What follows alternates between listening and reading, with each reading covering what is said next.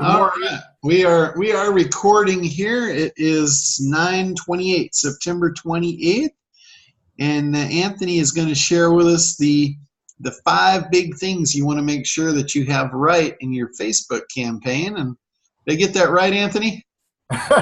Well, close. You know, the five things you can do immediately to ensure your long-term Facebook ad campaign success. And I know it's a long title. It's a work in progress. The point I want you guys to know on this is that these are 5 things you should do right off the bat. First type of steps you do. And like I said before, some of this you may not even be sure where you're going to use it at, but just know that you will be using it later down the line, and we're going to be with you to walk you through the steps of what you're going to do with that and how you're going to use that later down the line. But these are first steps, things you must do.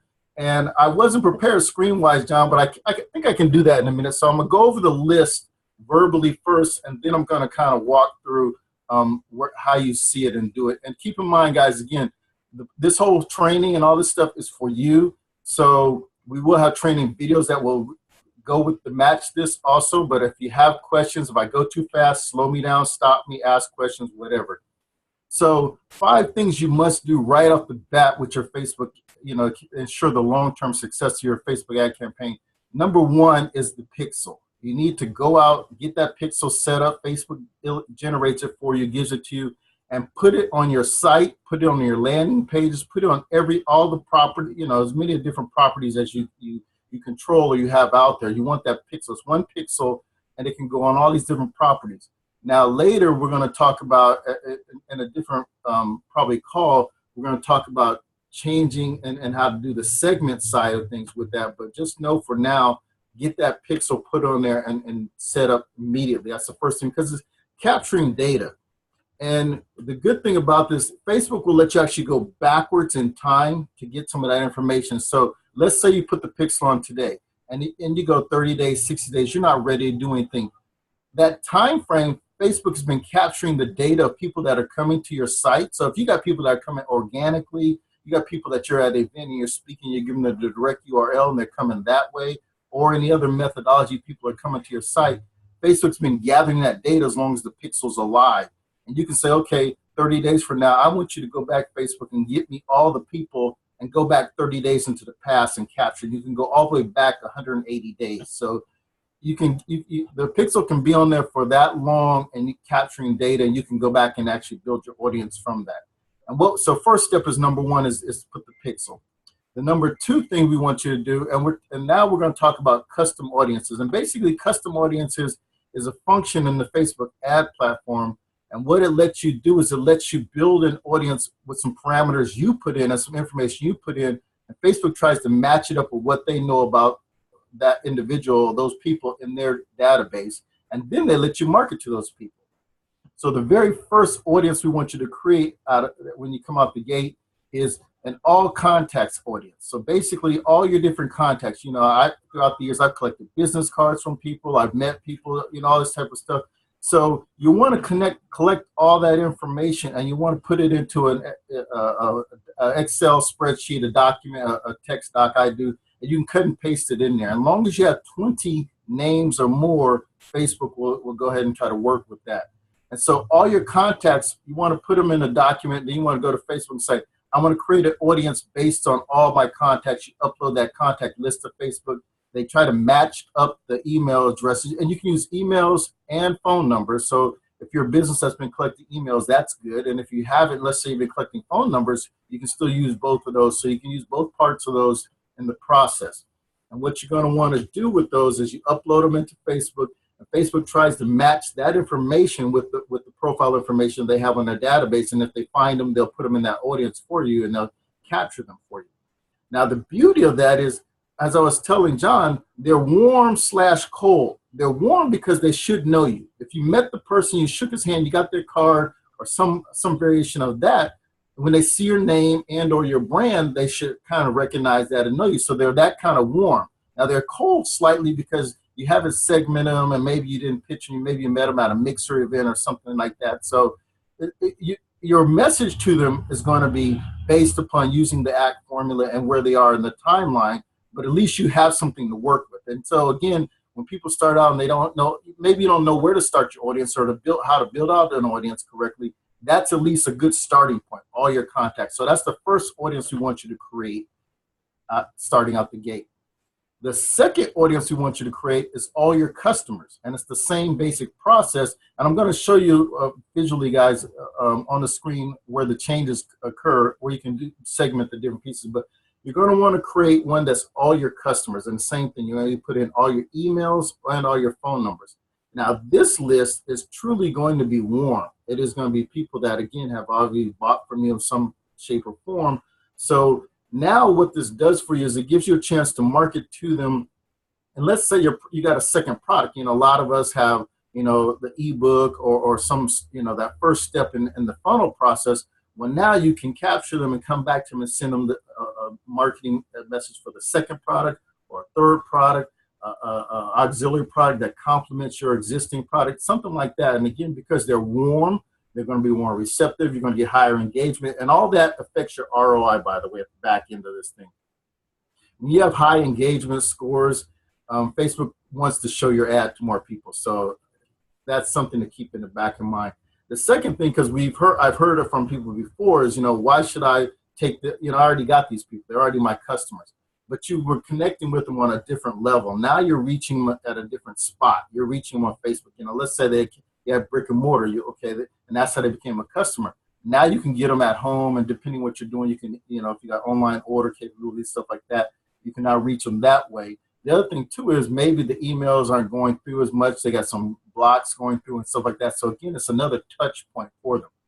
And then something that John and I are putting together, and I'm not sure where we're going to introduce this at, but the ability for the retargeting. And retargeting, for sure, guys, it's an advanced strategy, but it's going to be something that's going to be, again, taught and done in the beginning. So just kind of be aware of it. But me and John are putting together the ability to retarget outside the Facebook platform.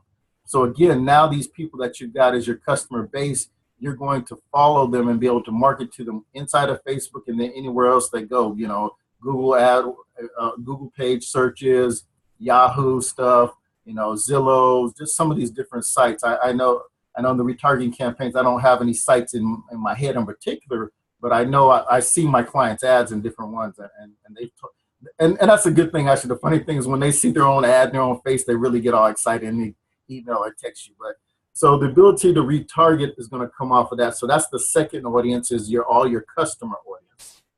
Now the third audience that we have you create out of there, and hang on, guys, I just lost my list here. Dang it, I lost my train of thought, John. Give me a second here. No problem. Okay, so it's the all customers. I know the last one is conversion. I know that. What's the third one? I can't for the life of me think of it. Thomas. Guess he's not around. All right, I'm gonna skip to the fourth one because I can't. I feel like I got a blank in my head, and I know You know what? Wait a minute. There's a fourth one. All right, guys, give me this. While I'm here, anybody got any questions on anything traffic related? I know, again, we're probably early for a lot of you guys, but anybody have any traffic related questions? Hey, Anthony, you're still on customized audience. You said there's 5 things we should do, and the first one was pixel. The second one was get customized audience. And then were you breaking those, getting business cards and your customers underneath customized audience, or those 3 and 4, and then there'll be a 5? No. So the first step was the pixel. That's step 1. The second step is a custom audience based upon all your contacts. Okay. So everybody you know. It's a generic list, but at the same time, it should be a warm list because you know who everybody is.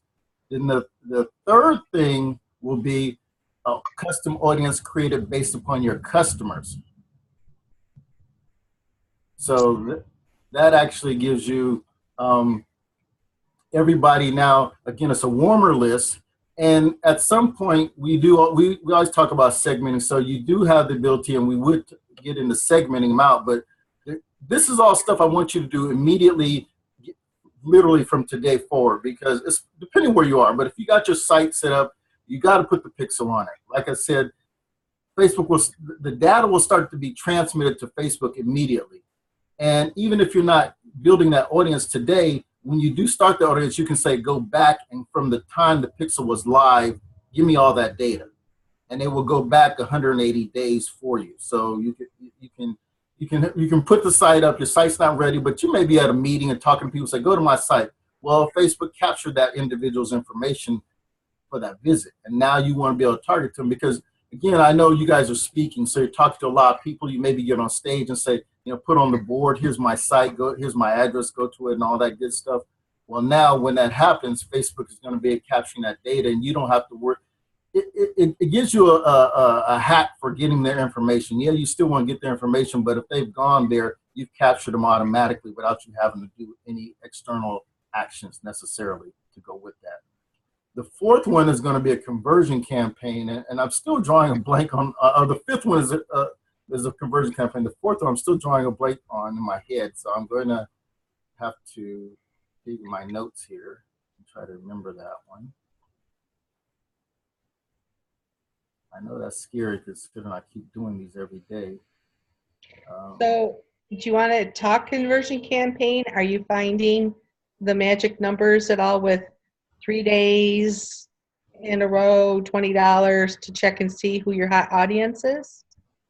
Well, okay, so let's talk conversion campaign. And this is the last audience. And so I'll speak first in that direction, then kind of answer your question. So the last audience we want you to create from the get-go is a conversion campaign, conversion audience. And you want to reference whatever your thank you page is, your confirmation page.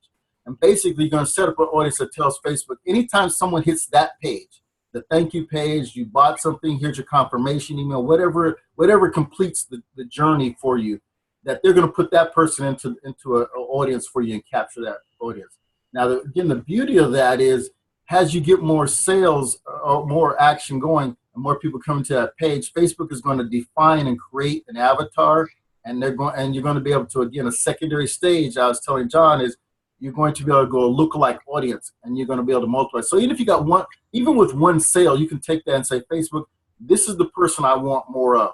Find me more of these type of people. And they will go in their whole database and pull out all these different people. So we started off from day one. We get 1 or 2 sales, we immediately start the conversion campaign and let Facebook start finding it. Because what they're going to do is they're serving your ad up when you run the conversion campaign. They're serving your ad up to people that fit that criteria. And so it's a lower cost, it's a higher engagement, so again, and a higher return on investment because of that fact. So that's why you want to create that campaign immediately and just get it started. Now, the bad thing is if you're doing testing and you're kind of playing, and that happened to me yesterday, we were doing some testing with the page, and so every time I touched the thank you page, it was categorizing me as a conversion. So I had to go back in there, and that's the beauty of that, going back in time. I basically, today when I created the conversion campaign, I said, start from today. Don't catch up any of that stuff that I was doing yesterday because I'm not my ideal customer. So again, I could control when it started to pick up the data, even though it was picking up the data. So that's the first part of creating. Now, once you start going there, again, you're going to monitor that. And it's basically, you really don't have any rough guidelines on it just yet. As you go through, you're just going to see what it takes to convert. You're going to start counting those numbers. You're going to see how many clicks it takes to get through, how many people have to go. And clicks, be careful. If you're looking at the Facebook reports and stuff like that, there's 2 clicks. There's a regular click, and then there's a unique click or a link click. You want to pay attention to the link click because that's actually someone who's clicked on the thing and moved to where you want them to go to. The regular click number can include likes, stuff like that. So the regular one includes other actions, and that's not necessarily a true representation of someone who's actually clicked on your ad and went the path you told them to. So you want to look at the link click numbers. And when you look at the link click numbers, you're going to measure that against, okay, I had 100 people, my ad was shown 1,000 times, 100 people clicked through, and out of those 100 people, I got 10 that actually were converted to customers or leads or whatever you were checking. Now, armed with that data, now your conversion campaign is going to target those 10 people for you and more like that. So you're going to get better numbers out of that campaign. So you're literally going to be running we run 2 campaigns, still a generic overall campaign and then a conversion campaign. And what you're going to start to see over time, and again, it works a lot better the longer you do it. So kind of prepare for the long haul, Facebook gets better at targeting. Facebook gets better at finding the people you want them to find the longer you let them do it. So do you think that a person would need to invest about $100 to get a true feeling? Like if somebody asks me, what's it going to cost? What do you say to people when they ask you what will be the cost? Well, and the sad part is, Cheryl, you can't give an exact number because you don't know the niche in the market, what the numbers are going to be like in the niche in the market. So to say, yeah, 100's enough.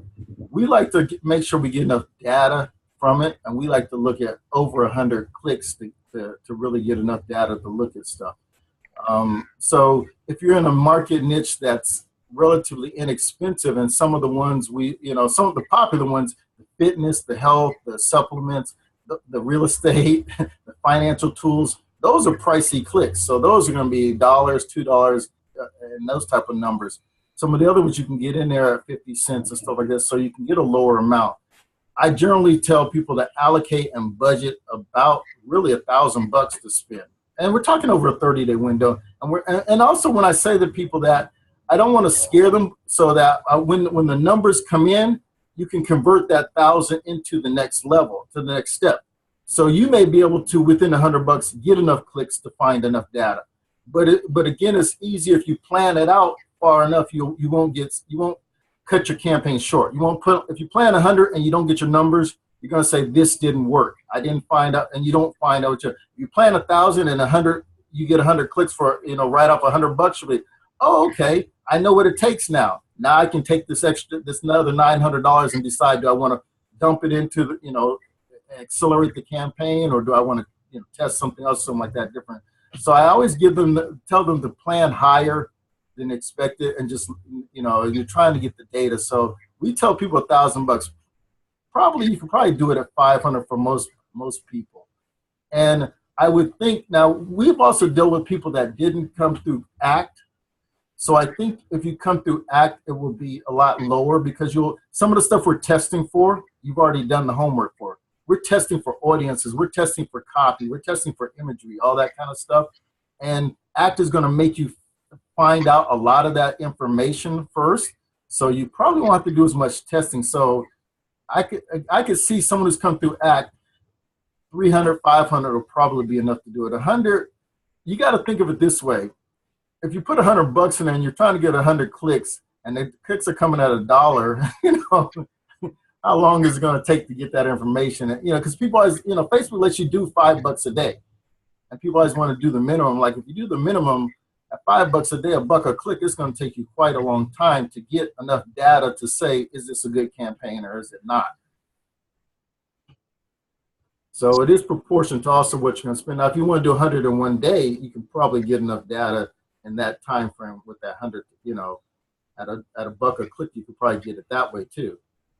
But a lot of people like to spread it out, and if you want to spread it out using the minimum, it'll take you longer to get what you need to get to make the decision. So it's fair to say about $1,000 for a 30-day campaign. Correct. Okay. And the term I've been using with people is we call it the incubation time frame, and it's just a time frame. We like to say, it's not that we're not trying to get the sales or conversions, but we're trying to find out what's the best combination to do that. And so with that being in mind, and you're learning through ACT how wording is so impactful. You're learning through ACT how the imagery is so impactful. So knowing how important and valuable that is, you can see that if you put it out there and one of those pieces is wrong, you want to test against it. And I know, as you've been doing so, I'm sure in your mind you've said something one way and John said something a different way, and you're like, okay, which one's really better? Which one really works? Let's try and figure this out. Or a lot of times for us, it's the imagery. We'll see a couple of different images, and I'll be, this really speaks to me. And Thomas will say, this really speaks to me, and then we'll kind of put the two together and see. And then the other one we're finding, especially with the insights, is the audience. You may start with an audience that's got a broad, let's just say, age range. You may start from 25 to 50, and then after you run the campaign, you look at the insights, and you'll see the people that were engaging with you maybe were 40 to 50. So now you've kind of narrowed your audience down through this process, so you can again eliminate that. I had a conversation with a insurance agent the other day, and what's the insurance company, and they're trying to recruit brokers. And this is where that age thing came in. They said the younger kids like to look at stuff on their mobile, and they want an app, and their mindset is different. So he said, we're going to set up a campaign for the younger agents that are under 30 with certain parameters. And then the older agents that are 40 and above, they want paper. They want a fax. They're used to that old style of doing business. So the messaging is going to be different, and it's going to be based upon, again, same people, but different age bracket. We're going to segment out that type of stuff. And then we're going to run the campaign. I'm going to let the data determine for him what's really true. This is his analysis. This is what he thinks is true, that the younger kids are going to want to see a younger type of ad campaign. We're going to test both audiences with two types and let the numbers come back, and then we'll come back to them and say, okay, here's really what happened based upon what we did. So now here's where we're going to go forward from, because we figured out which one of these really makes a difference, which one really gets their attention. But yeah, going through ACT, you guys should clean up a lot of that stuff and have a lot of that done. It really should be very simple. You should be able to hand your ACT notebook to a traffic guy and say, here's what I want you to go target. And I should be able to look at that and pick out all the parameters based upon what Facebook has, and it'll be real easy, real simple to do that. And so probably a lot less testing. Still want to do testing, because you really want to know for sure what's going on out there. You really want to know, and the market's changed. Different things happen out there that change, and sometimes, again, I know a lot of this ACT part of it, some of it's intuition, and our intuition can be wrong at times. So we love to let the data speak.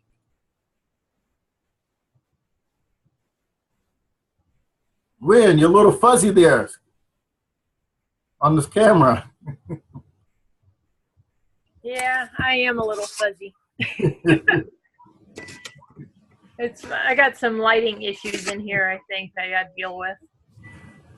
Guys, while I'm trying to still think of that fourth audience, which eludes me for the life of me, I'm going to do a screen share, and I'm going to show you how to find the pixel and set up the pixel and kind of walk you through these steps. So if you guys are ready and ask questions if you got some questions, but I'm going to walk you through this part of it. And I'm going to make, is that big enough? I got a low resolution on my screen, so is that big enough for everybody to see? Somebody shake their head and say yes. Can you see it? It looks great, Anthony. Okay. Hey, Chris, how you doing over there? Oh, living the dream. All right, guys. So I'm going to show you now. I'm inside of Facebook's Business Manager. Again, I've kind of mentioned that if you're going to get serious, if you're going to go do this and do it more often, you'll want to go to Facebook Business Manager, and the URL is basically business.facebook.com. And it's a free account. You set it up, and when you set it up, it gives you a lot more functionality and a lot more different things you can be doing, as you can kind of see it in the screen here. But the gist of it is, what I'm going to show you also appears when you do the individual Facebook accounts. But Business Manager lets you set up multiple accounts, lets you set up multiple pixels, and do some good stuff like that out of it. I am actually going to pick, let me see here. Let's pick a test account here. So this is a brand new account. So this is kind of you guys starting. What you would do is you set up a new account, you click on Ads Manager, and it dumps you into this screen. And this screen, in the bottom left, I hit the close button, and I just want to get out of this screen and get to the basic Ads Manager. So this is entry-level Ads Manager. They used to have something called Power Editor. Power Editor has now been melded into Ads Manager for most people, and they're going that way. Power Editor is where they release the new stuff. It was the more advanced stuff. They would test it in Power Editor, and then once it got accepted and approved and the kinks knocked out, they would kind of drop it into the Ads Manager for regular people. So it's now gone away, and it's here and available for you. And up here at the top left where it says Ads Manager, you hit the drop down, and these are your frequently used ones. There's a thing that says All Tools. You hit the All Tools, and you'll come over to Pixels under Assets. Click on Pixels, and again, this is first time out, so this should not have anything. So this is really going to walk us through this process. And so you're going to come right here. And it's pretty simple at this point. You're just going to click Create a Pixel. Facebook has generated that. You want to give it a name, something that means, again, for you guys that have individual accounts, you'll just name it your individual account. I got multiple stuff, so again, it's kind of, I got more stuff in it. And you're just going to have it create. And so Facebook's going to create your pixel, and it's going to tell you it's ready and do a little bit of stuff here. Now I'm going to show you my technique. My technique is kind of is what I use and incorporate. You can use your own if you want to. But at this point, I usually have a notepad document come up, and I will tap Facebook tracking pixel because you use it in different places. So I have a notepad document, store it, and we'll manually install the code ourselves. So you click on the middle choice, manually install the code. And basically, you're going to come to this center area. And when you put the mouse over it, it's going to highlight it and say copy code to clipboard. I copy it. I take it to my notepad document, paste it back in there. I save it. Now I have it saved and ready to use in different places where I want to go and stuff and do with it. So once I've got it saved and out of here, I go down to the bottom here. I click continue. Facebook is going to ask you all this different stuff. You really don't need to mess with this stuff. So I just hit done, and you're really done. So now, even though it looks like this, Facebook has set the pixel. The pixel is actually active, and it's going to be waiting for something to do, waiting for it to be put on a site to be launched. What you should get is some kind of notification like I got up here, and this is going to say the pixel holding account has been shared with you. Start using the track converter. So I know it's active because Facebook will send you a message that says it's active. So now once the pixel is active and you're good to go, now you just start putting in your site. I'm going to make the assumption that, well, there's two things we're going to be using in this group, I'm sure. One of them is ClickFunnels. One of them is going to be WordPress. So I'm going to show you the two ways we put them in ClickFunnels and in WordPress real quick. So let me open up a ClickFunnels here.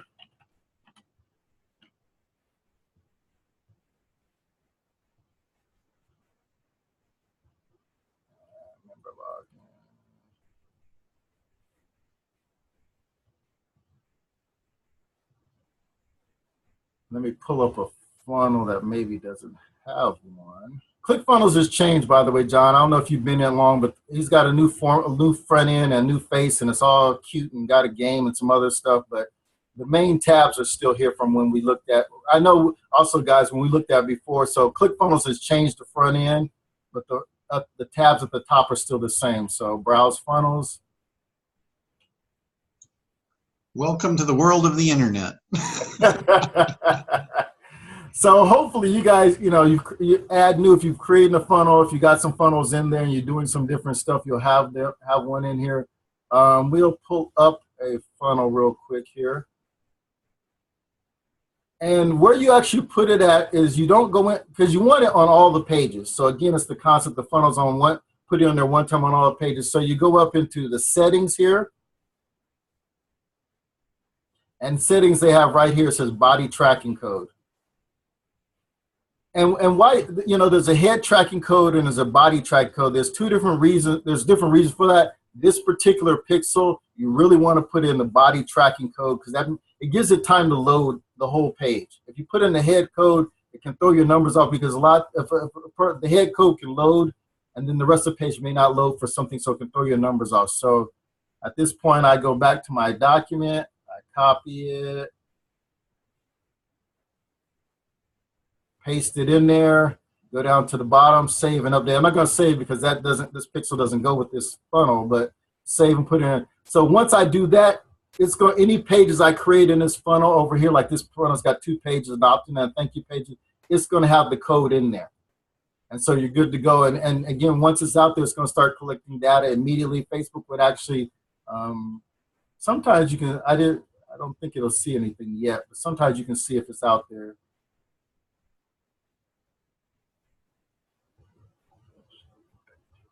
It didn't activate because I haven't really done anything with it. So that's where it's at in ClickFunnels.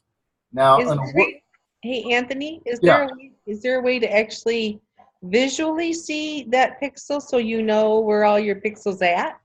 Yes, a couple of different, and actually that's a good point. There's a free tool, and I'm going to let me show you that. So and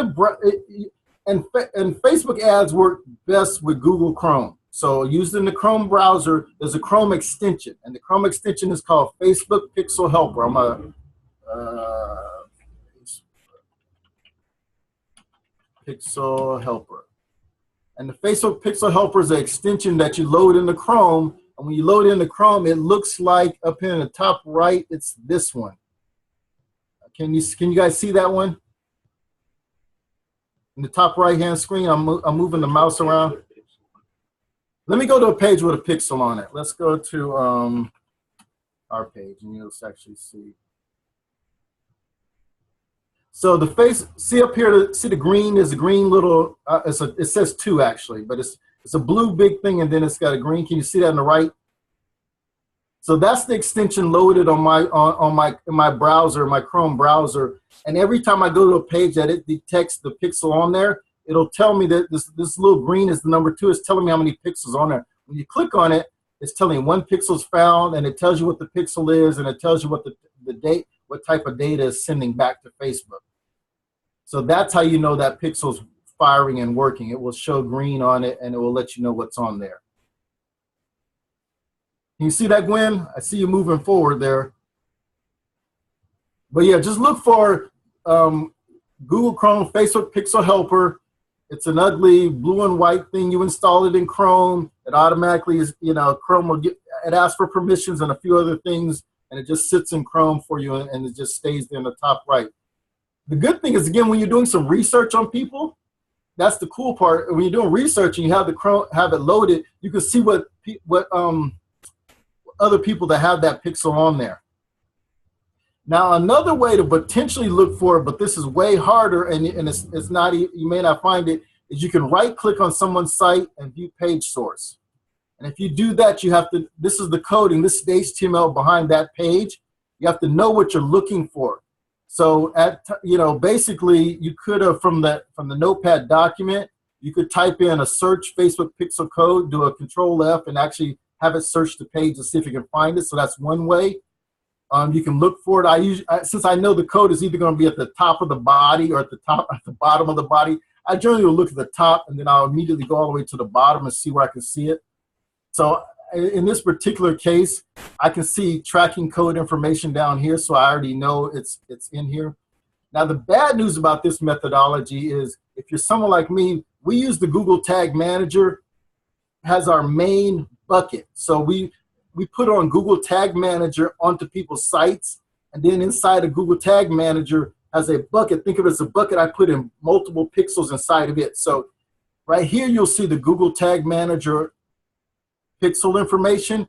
There's 5 different pixels inside of there, but you can't see that. You only see the one Google Tag Manager. So in a way, it's cloaking what I'm actually doing, which is not the purpose of it.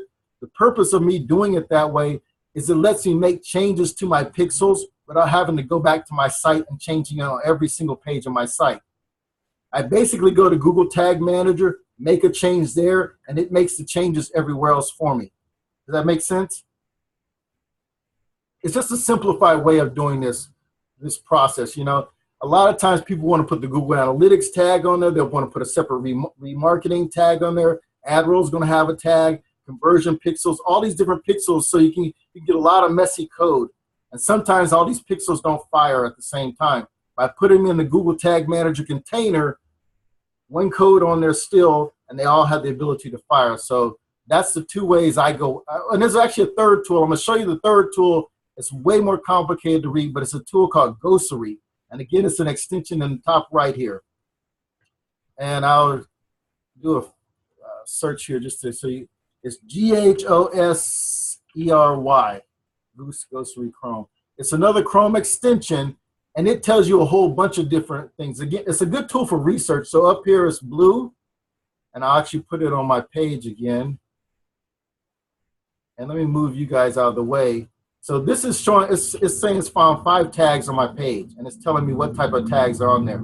So a lot of times when I'm doing research and I'm trying to figure out what that competitor is doing, I can look here and say, this person has got Facebook Custom Audience, they got the Facebook Pixel, they're doing Site Scout, which is just another retargeting network outside. They got Facebook Connect, which is another retargeting tool, and they got Google Tag Manager. So I can see what different types of targeting that this individual was doing. And it gives me some insight into knowing this person is probably doing Facebook ads, or they're planning to do Facebook ads because they're actually trying to target, they're collecting pixel data on it. Does that make sense? And I know I'm going fast, guys, so slow me down. Don't be deer in the headlights. I know this is probably not where you guys are at completely. So we'll definitely talk about it more and more often, but I want to make sure you guys see the stuff is not hard. It's there, simple, it's easy, and easy to find places. These are some tools you can utilize, and for sure there's going to be videos that match this stuff up, so you'll be able to see it. Now, if we want to be creative and do something, let's see what's going on in Limbo Land. I think it's .net. Wow, there's some jets going over right now. John, do you hear those? Getting ready for you guys' air show. Now, here's what we can tell on Limbo Land right now. Limbo Land does not have the Facebook Pixel installed because no Facebook Pixels on there.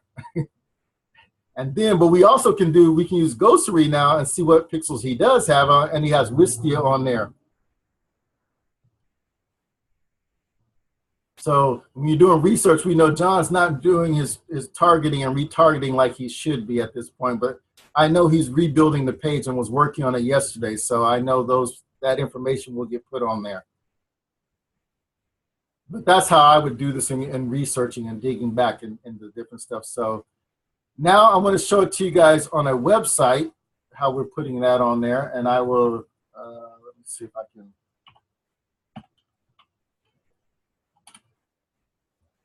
And basically I use a plugin, and I've got to go find my thing because I don't know my login.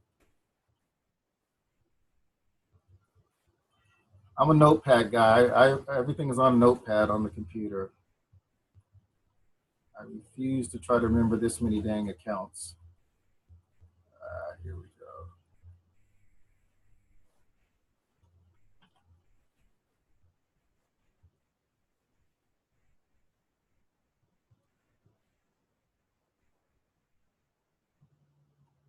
And I know, John, you're recording this, but I hope you guys don't go hacking in the back of my site and have fun with it. So I use a plugin. So you go to, it's a WordPress site. Go to plugins, install plugins, and the current plugin I'm using is called Tracking Code Manager, and it's done by a group called IntelliWP.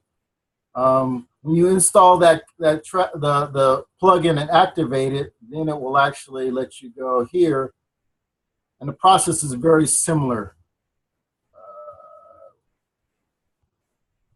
where you would name your pixel. So I would say this is going to be my Facebook tracking pixel, and go back to my document, copy it, go ahead and paste it in there. Now this particular plugin gives you some flexibility, so it's going to ask you where do you want to put it. So you can put it before the head, which I don't want in this one, so I will put this one in after the body. So I put it in that, you want it in the body, as I said before, and then you can tell it what type of devices, all are mobile, and then standard tracking code in WordPress. So save that, and I don't want to save it because it'll throw off my stuff, but it's a plugin. It's that simple, guys. Now it's on every page inside my site, and as I build and add more pages, it's automatically going to put it on there and populate them. So it's very simple, very easy process to do that. Let's hope this doesn't save here. Let me make sure. Okay. Did you say that you do that on every one of your WordPress pages? It does it for me automatically, but yes, I put it on every single page. No, wait, you have to, or it does it for you? The plugin does it for you. Okay, thank you. Now, normally, and especially in the early stages, guys, you'll want to put your tracking code on all your pages. As you get advanced and start moving down the line, you'll start to do some segmenting. You might have some sections you don't want to be tracking data for. I got like my contact page and some pages like that. I don't want to track the privacy policy. I don't really care people that hit that. They're not really, the right people. So you can start to segment out as you want to, but for starting out, make it simple. Put it on every page you have. I just do it very simply and do it that way. It makes it a lot easier to figure out what's going on. So did that make a little bit of sense to everybody? Gwen, any kind of questions?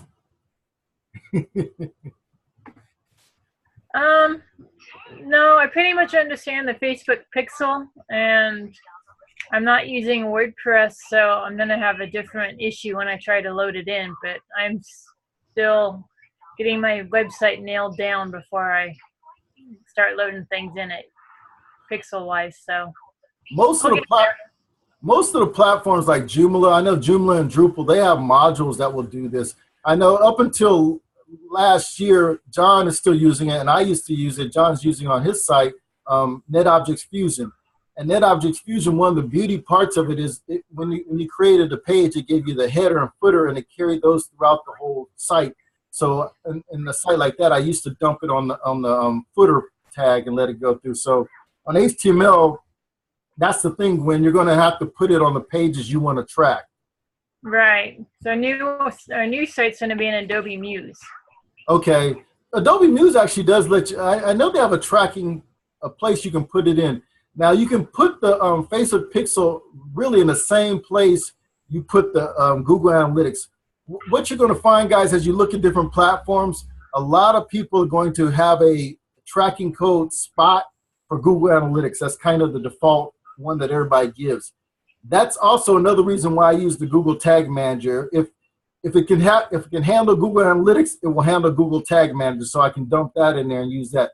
But if not, feel comfortable to be able to put the Facebook Pixel the same location for where the Google Analytics goes. Although Google Analytics is most of the time is going to try to be in the heading, but you can still use it. It still works. It's just you pay more attention to make sure your numbers are coming off that are very accurate coming off of that.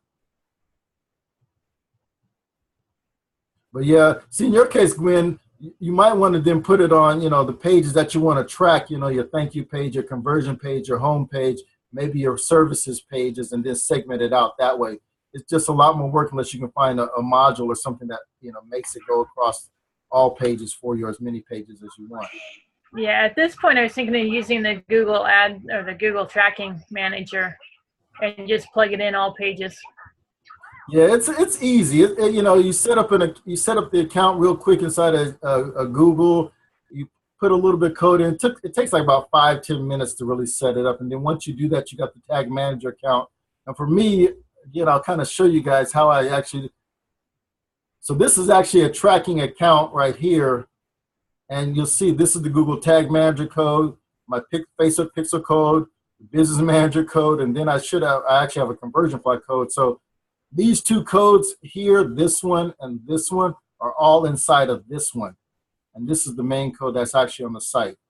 So again, it camouflages what I'm doing, but yet it still lets you put multiple codes in there. So when I'm ready to put Google Analytics, I'll just dump it inside that too, and automatically Analytics flows through all my pages, and it kind of tracks from there. So that's my methodology. It works for me. You guys, may have to figure out your own what works and it's comfortable for you guys, but that's how I kind of keep track of what site has what code on it and what it's doing.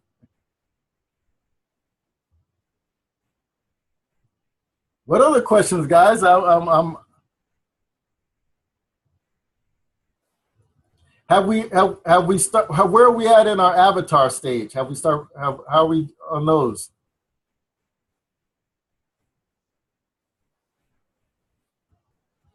We're all quiet. Can anybody hear me, Chris? I'm through my avatar. I just, I'm getting ready. I'm in creation, so I'll be doing traffic pretty soon. Okay. That's where I'm at. Well, there's a lot of good stuff going on with traffic, Cheryl. So when you're ready, there's going to be a whole bunch of, and guys, we just touched on some of the basics of it. Some of the pieces that come off of this is going to be the retargeting, the coming back after people that didn't take the desired action. And what we're finding out is it's really where you're going to make a lot more of your sales, because you're getting that multiple touch of people. They heard you once, maybe they saw something, but they didn't act. Now you come back and you send them kind of like a reminder type of message, and people are responding really well to that. And like I say, once Facebook gets that conversion and one conversion in their system, they then start to go to work and send you people that really fit what you're looking for. So they do a lot of the heavy lifting, and so your return on investment either goes, the investment dollar goes down, or you can actually keep it level and you're going to get a higher return because your targeting is better through their efforts. So you don't really have to do a lot on your part. Now, I will add something to be aware about, and kind of when you're creating your message, one of the negative things that can occur is if, this goes with that, creating that conversion pixel. Oh, I know, I finally remember what number 4 is. Wow, it took me forever. Okay.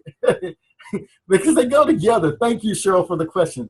So the third audience and the fourth of the 5 things I was telling you must do immediately is you want to do a campaign that tracks all traffic to your website.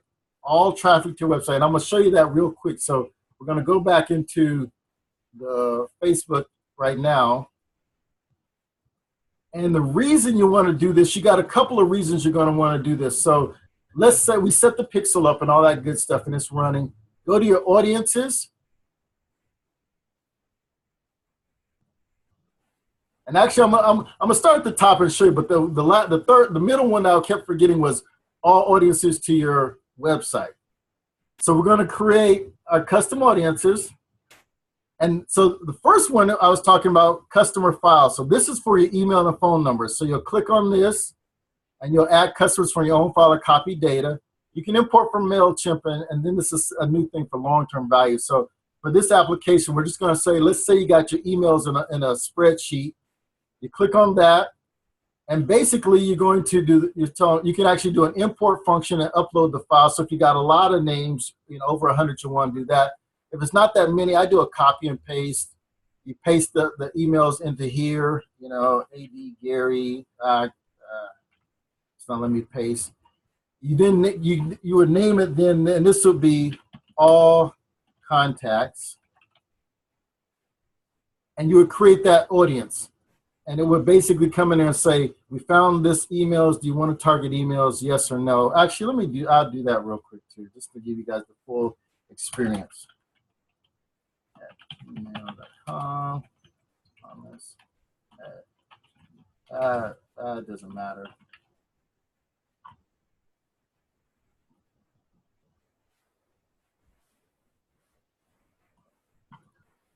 So it's going to tell you showing how many you found of what you sent in there. You agree to the terms. This is all contacts. When you hit next, it's going to try to figure out and say, okay, it didn't like it.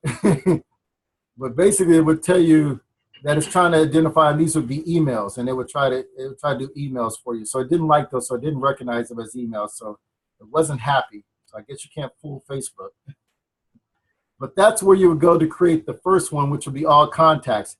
Then you would come back and do the second one, the same process where you put all your emails and phone numbers, and that would be all your customers. So you want to do, first one's all contacts, second one's all customers. Now the third audience you want to create, again, is custom audience. And now this is going to be website traffic. And what it's going to do is you're going to, it's pulling the pixel. And the reason it's got a red here, guys, is that pixel is not active. I haven't put it anywhere physically that where it could send a message back to Facebook and tell Facebook it's working. So if you got a red, there's a problem. In this particular case, the problem is the pixel's not on something and it's not transmitting code back to Facebook, so it's not working. But you would tell it to, I want all visitors, and like I said, you can go back and date whatever window you want to. So I want all visitors from 180 days, and this would be all website traffic. And that, so I would create a audience of all website traffic. Now here's how you use this different ways. One, again, they're warm. They've come to your site. You guys that are speaking, and I know, Chris, you've done some things. So you get up on stage and say, go to chrismclean.com and you can get my bonus gifts or whatever. Now you can start tracking these people, Chris, and now you can come back to and market to them later on. So you come back and say, hey, did you take advantage of my gift? If you didn't, here it is again. That maybe you send an email like that. Then maybe after that, you send an email that says, I got another gift, and you walk them through your funnel. So this is a way to walk people that, again, they're warm because they've had to come to your site, and you can retouch them again. Now, the second way you use them is use them in an exclusion campaign, and there's an exclude button right here. So now let's say you get these people on there, and you want to do a special coupon offer. You can say exclude people that have already come to my page, so you can hit all fresh people in your campaign.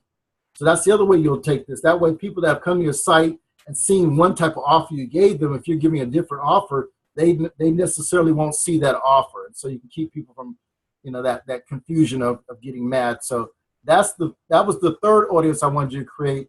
And then the fourth audience, again, was that custom conversion. And when you create that, you use it the same way. because those custom conversion people have literally actually bought your product. So now when you do other ad campaigns, you want to exclude them from seeing your ads. They've already bought, depending what the ad is about and what you're marketing at that point in time.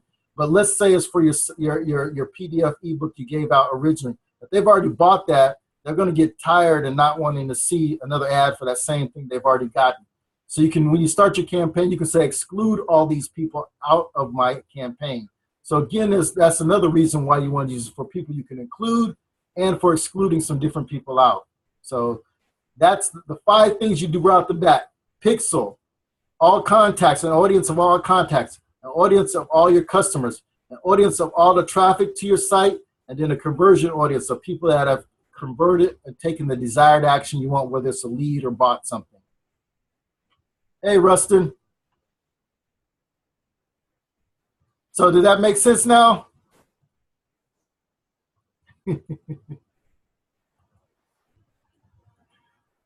What other questions anybody might have? I'll be honest with you, Anthony. I'll probably watch the replay a couple times. And that's okay. It really is. What I want to drive in you guys' mind today is we're almost wanting to create a checklist of things you need to be doing. And these are 5 things that you need to do. And like I say, you may not be using it right away, but you're prepping yourself for the time when you need it. The information and data is there, and it's going to be available for you. It's going to be usable. And again, for those of you that are just starting out with no real audience, no real list, but let's say you've been doing so, like Cheryl, you talk to people. So I know you got a handful of cards and people you know, and people that said they were interested in different things like that. You can now kind of use Facebook to go find those people. And then then the advanced step of that is you can use Facebook to find people like those people. So now you can let Facebook build you an audience based on that criteria. And it's just a jump start.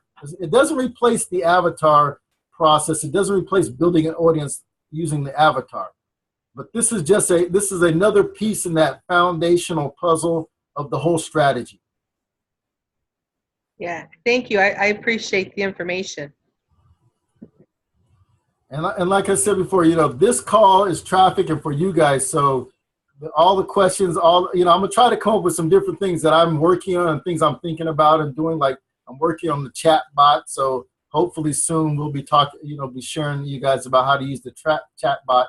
And all this comes from, by the way, my hanging out with John way too long. The chat bot, we're looking to use that to automate this process, So we're always going to be looking at how can we automate a process, make it more efficient, more effective. And so what I'm basically boiling this down to is Facebook has a chat bot, a messenger bot. You can use that to collect leads, and there's a way to automate that process.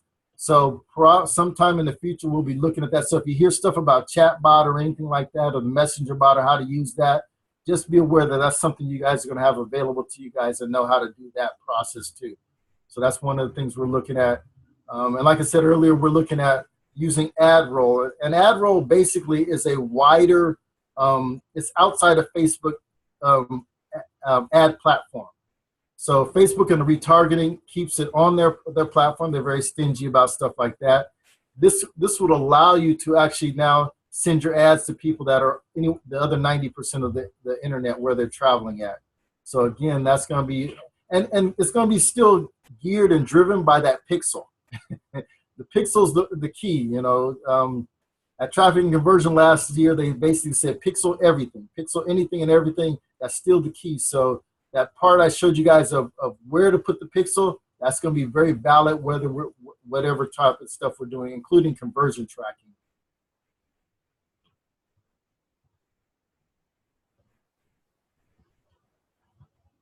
Let me see here. I'm going to look inside of Facebook and see if there's any other things that goes on. We've kind of looked at the different audiences. You guys know Audience Insights. I did a video the other day on page posting. And what I did a video on to show people was someone asked me the question, could you put a button on a post? And normally the old way of putting a button on a post is you actually have to boost it. So you have to pay Facebook money, and then they'll let you put a button on that post, a call to action button. There is another way to do that without having to boost that. You can go in this section in the Ads Manager. You can go to Page Posts, And let me see if I can do it on this account. I don't think there's a page attached to this one. But what you would do is, let me see here. Oh, okay, so there's some posts. So you would go in here and you would create a post, you'd make a post, and then you can actually add a call to action button. See right here in the middle? So if you see people that have a post and they have a call to action buttons on it, you can put a call to action button on your post without actually having to do a boosted post and pay Facebook to do it. So did everybody see that, or did I go a little fast? Want me do it again, Chris, or did you guys catch it? So it's in when you're in the Ads Manager function, hit the drop down at the top left, all tools. Under the Create and Manage section, it says Page Posts. When you hit Page Posts, it's going to take you here with your page. And you got to keep in mind up here, because I manage a lot of pages, so I got a drop down with a bunch of different pages.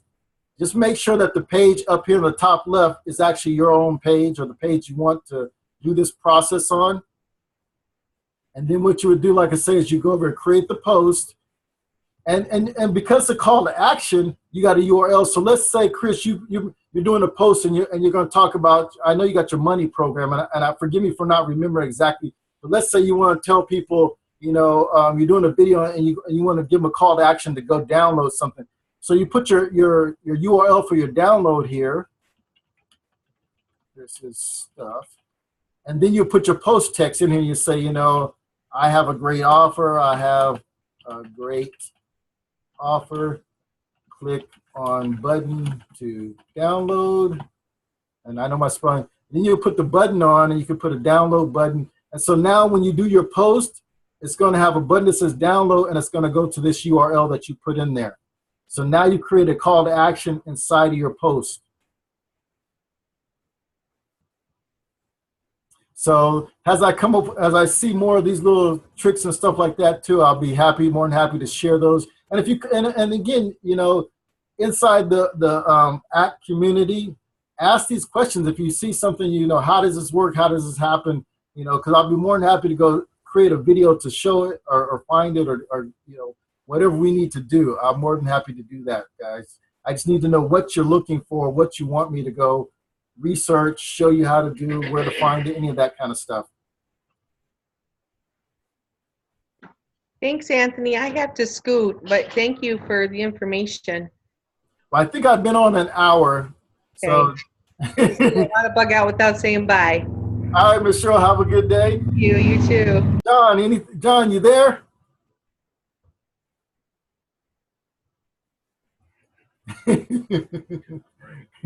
John may not be there. I'm gonna drop my screen share for a minute, guys. But like I say, guys, I just had to figure out how to unmute there. Oh, okay. I've fallen and I can't find my mouse. Well, I gave him a lot of stuff. I know I overloaded him. It wasn't my intention, guys. It was just more to expose you guys as to what's out there, where things are going, what you can be doing, some things you need to be, starting immediately, taking action on, and then, like I said, just opening up to whatever questions and thoughts you guys may have.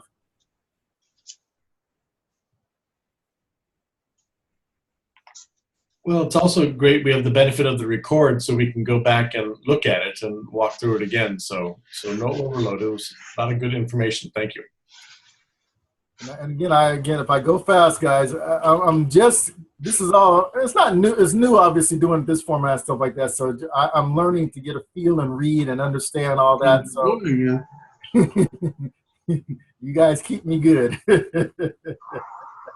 Can you guys hear the jets in the background? We got fighter planes buzzing our house right now. Don't rub it in. I know you're going to the air. You're going to be looking at the boats on the water. Don't rub it in yet. All right. You guys got any other last questions here for Anthony before we wrap up for the day? All right. Well, that was awesome. That was some great stuff here. Like Chris mentioned, it is all recorded. So I know that's a lot to take through the first time you hear it. You probably hear about a fraction of it. You know, as you get more used to the language, and you know, as you guys get moving down the channel here, it is. I know a lot of people are still stuck in analysis, and they're quite comfortable there, and it's kind of hard to move them out of that comfort zone. Once you get into creation, it's again hard to move out of that comfort zone. So traffic really is the final frontier of where you want to aspire to be, and that is what's going to put the cash in the bank. So don't be afraid of it. Warm up to it. So, all right, guys, we're going to go ahead and kill the recording, and we'll be on next week. Back, we're going to start the thing back up again, and we'll be talking strategy. So if you have any questions or anything, go ahead. The Thursday call is always open from 11 to 12 for anything, any subject matter you want. And the forum, and there's all kinds of support for you guys. So take advantage of it, and let's keep the party going. We will talk to you guys next week. All right, guys. See you later.